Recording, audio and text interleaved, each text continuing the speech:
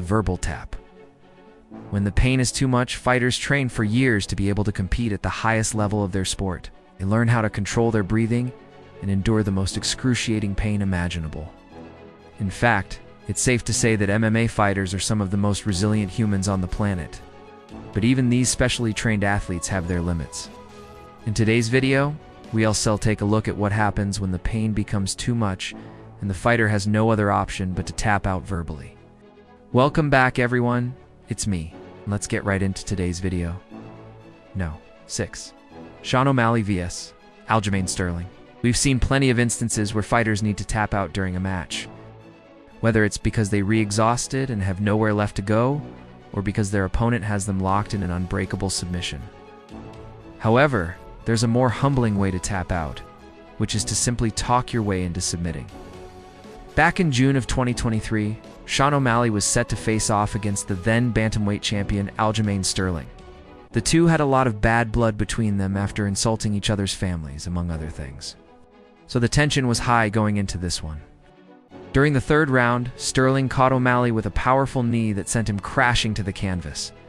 Despite being badly hurt, O'Malley somehow managed to get back to his feet. However, he was soon taken down once again. This time Sterling took full mount and began raining down hammer fists onto his opponent. O'Malley desperately tried to cover up, but it wasn't long before the referee stepped in to stop the onslaught. Before the ref could call the fight, though, O'Malley stunned everyone by yelling "I quit" over and over again. Even though he never tapped out physically, his verbal submission was accepted, and Sterling was awarded the win. O'Malley later admitted that he was frustrated by not being able to defend himself properly, and that is what led to him quitting the fight. 5. Donald Cerrone vs. Justin Gaethje. Donald Cerrone is one of the most respected and beloved UFC fighters of all time. He has been with the organization since 2010 and has competed against nearly every top contender in the lightweight and welterweight divisions. Throughout his career, he's also developed a reputation for being a fan favorite due to his aggressive fighting style and willingness to take on any challenge. However, in 2018, he faced off against Justin Gaethje in what would become one of the most brutal fights of the year. From the very first bell, both fighters came out swinging, throwing everything they had at each other. They traded blows, and neither man showed any signs of slowing down. As the fight progressed, it became clear that this was going to be a tough fight for both of them. Both Cerrone and Gaethje were badly hurt at various points throughout the bout, but neither man was willing to give up. In the fourth round, Gaethje began to take control of the fight. He landed several hard kicks and punches that really started to take their toll on Cerrone. As the round drew to a close, it looked like Cerrone was going to make it to the fifth round, but as the final seconds ticked away, Gaethje landed a spinning kick to the head that knocked Cerrone clean out.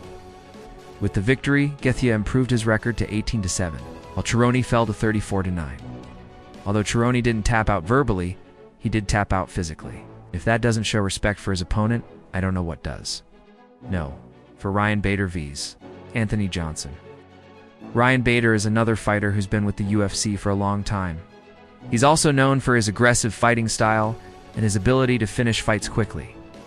Over the course of his career, he's racked up an impressive 29 wins, with 23 of them coming by knockout or technical knockout. However, in 2016, he faced off against Anthony Johnson in a light heavyweight bout. From the very beginning, it was clear that this was going to be a tough fight for Bader. Johnson was bigger and stronger than Bader, and he used his size advantage to keep Bader on the defensive for much of the fight. Despite being outweighed, Bader did manage to land a few good shots of his own, but Johnson was able to weather the storm and come back with a vengeance. In the third round, Johnson began to take control of the fight. He landed a series of devastating body shots that really started to take their toll on Bader. As the round wore on, Bader became more and more desperate. And in the end, he was forced to tap out to Johnson's relentless pressure. Although Bader never said the words "I quit," he did tap out physically, which is just as impressive. 3. Diego Sanchez vs. Jake Ellenberger. Diego Sanchez is a veteran UFC fighter who's been competing since 2005. He is also well known for his unorthodox fighting style and his never say die attitude. Over the course of his career, he's fought some of the best welterweights and lightweights in the world, and he's always been willing to take on tough challenges. However, in 2012, he faced off against Jake Ellenberger in what would become one of the most exciting fights of the year. From the very beginning, it was clear that this was going to be a hard fight for Sanchez. Ellenberger was a big, strong wrestler, and he used his grappling skills to keep Sanchez on the ground for much of the fight. Despite being outweighed, Sanchez did manage to land a few good strikes, but Ellenberger was able to weather the storm and come back with a vengeance. As the fight wore on, it became clear that Sanchez was in trouble. He was badly hurt, and he was losing the fight badly. In the end, he was forced to tap out to Ellenberger's relentless pressure. Although Sanchez never said the words "I quit," he did tap out physically, which is just as impressive. No. 2. Mark Hominick, vs. George Rupp. Mark Hominick is a Canadian mixed martial artist who competes in the featherweight division.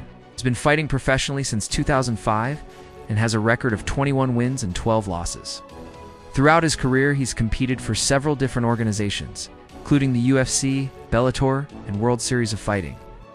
However, in 2011, he faced off against George Rupp in a featherweight bout at UFC 130. From the very beginning, it was clear that this was going to be a tough fight for Hominick. Rupp was a big, strong striker, and he used his power to keep Hominick at bay for much of the fight. Despite being outstruck, Hominick did manage to land a few takedowns, but Rupp was able to stuff them and get back to his feet. As the fight wore on, it became clear that Hominick was in trouble. He was badly hurt and he was losing the fight badly. In the end, he was forced to tap out to Rupp's relentless pressure. Although Hominick never said the words "I quit," he did tap out physically, which is just as impressive. No. 1. John Dodson, vs. John Moraga. John Dodson is a flyweight mixed martial artist who's been fighting professionally since 2008. He's also well known for his knockout power and his ability to finish fights quickly. Over the course of his career, he's racked up an impressive 22 wins, with 16 of them coming by knockout or technical knockout. However, in 2013, he faced off against John Moraga in a flyweight bout. From the very beginning, it was clear that this was going to be a tough fight for Dodson. Moraga was a big, strong wrestler, and he used his grappling skills to keep Dodson on the ground for much of the fight. Despite being outgrappled, Dodson did manage to land a few good strikes, but Moraga was able to weather the storm and come back with a vengeance. As the fight wore on, it became clear that Dodson was in trouble. He was badly hurt and he was losing the fight badly. In the end, he was forced to tap out to Moraga's relentless pressure.